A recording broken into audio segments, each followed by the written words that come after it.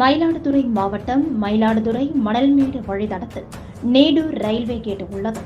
Railway செல்லும் நேரத்தில் அடிக்கடி கேட் மூடப்படுவதால் எப்போதும் இங்கு போக்குவரத்து நெரிசல் ஏற்பட்டு வருவதால் இப்பகுதியில் மேம்பாலம் அமைக்க வேண்டும் என்று மக்கள் பல ஆண்டுகளாக கோரிக்கை விடுத்து வருகின்றனர்.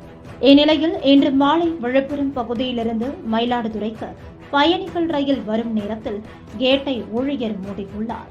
அப்போது கேட் மூடுவதற்குள் கடந்துவிடலாம் என அதிவேகமாக வந்த லோடு ஆட்டோ ரயில்வே கேட்டில் மோதி நின்றது. இதனால் கேட் மூட முடியாத சூழல் ஏற்பட்டு சிக்னல் கிடைக்காமல் 15 நிமிடத்திற்கும் மேலாக ரயில் நிறுத்தி வைக்கப்பட்டது.